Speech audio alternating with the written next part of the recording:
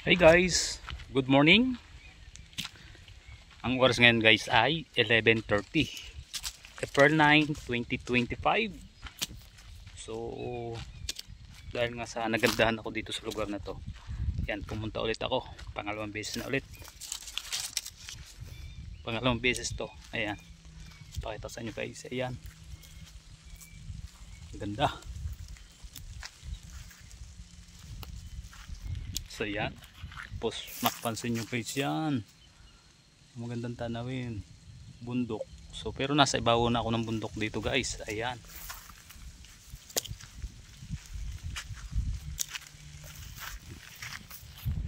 nung kabataan ko guys, itong puno na ito, buhay pa yan. Siguro high school ako noon, mga 17, 18 years old. Buhay yan, ngayon patay na. So yan, dati sinasaka namin yan, babang yan hanggang dun sa nakikita nyo mga green na yan, sinasaka namin. Pakita ko rin sa inyo guys, yan nakikita yung dagat na yan, yan yung Laia Beach Resort. Yan mga Laia Beach Resort dito banda, kabilang to Ugong Beach Resort.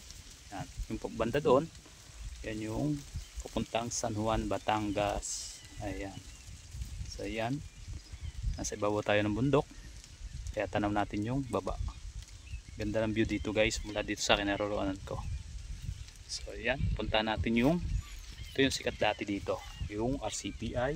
Ayan dito, RCPI, yun yung RCPI tower na sabi nila nasa 48 years, or kung bawa-bawan ay hindi na ganun, mga 48 years or 47 ganun. So yun, puntahan natin ang sikat na tower noong una-una, dahil yun ay dinadayo ng mga tumatawag, dahil hindi pa uso ngayon noon ang cellphone, bali landline, ito lang yung meron. Dinarayo kahit malayo ito, pinupuntahan. So let's go, punta natin. Yan, punta tayo doon sa RCPI Tower. So ang ganda dito guys talaga, nakaka-relax. Ayan, yan guys, nandito na tayo ngayon sa may RCPI.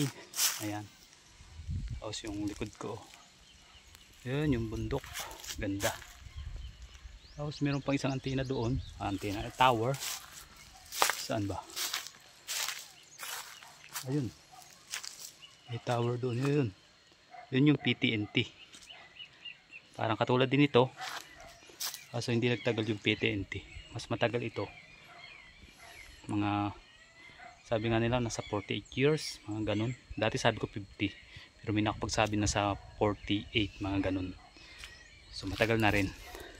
Gusto ko lang i-share sa inyo dahil nung kabataan, ito yung talagang sikat dito sa amin, dahil dinadayo nga, dahil hindi pa uso noon ang signal. So ito, dito nakatayo yung nakalagay ang generator sa loob na yan. Narinig yun, may tuta, may umanak na tuta dito. Ayan, ito yun yung lagay ng generator. Kung nandito kayo, maamoy nyo pa rin yung amoy langis. Ayan, malinis pa rin dahil may sa baba nito may nagsasaka, kaya siguro nilinis nila, tatalian ng hayop. Tapos ito, mapapansin nyo guys, ito tubig, ilagay ng tubig sa ulan, tubig ng ulan. Ayan, may pinaka gripo, may nanganak na yun, baka nandun yung nanay, may umanak na aso. So iyan,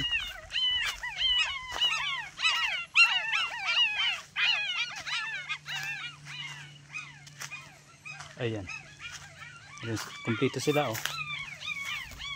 Ito yung CR, ito yung kitchen nila. Kulang dito yung bubong. So yun, ito dati nakalagay, ito yung doon dati nakalagay ang, pasok tayo. Oops, yan. Dito yung pinaka room nila. So dito yung mga paraphernalias nila. Dito yung nakalagay yung mga telepono noon. Ayan.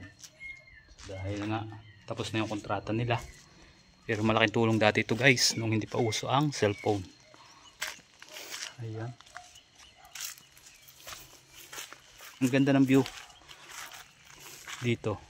Tapos yun yung tower. Ito yung mga paan ng tower oh. Ayan. Ayan paan ng tower. Yun 4. So pag daw noon sabi nila, pero hindi pa ako nakakit noon, mataas yun guys na tower. Kaya abot. Nakikita nila yung Mindoro. Yung palibot na yan. Batangas City. Dahil nga sa taas noon. Tapos ang view niya oh. Ito. Yan, wala yang anong yan, kung wala yang mga punong yan, nakikita yung dagat. Kaya ang ganda. Yan pa. Nakikita nyo guys. Oh, yung bundok. So ganda dito. Relax na relax. Actually mainit nga pero siyempre iba yung init dito dahil mga puno. So yun lang guys, maraming salamat. Ito yung dating RCPI Tower. Dito dati tumatawag. Dito lang yung may signal. So yun lang guys, maraming salamat. Please subscribe my YouTube channel Yel Rams Vlog at sa aking official Facebook page Yel Rams at dito sa aking main account Noriel A. Ramos. Bye bye.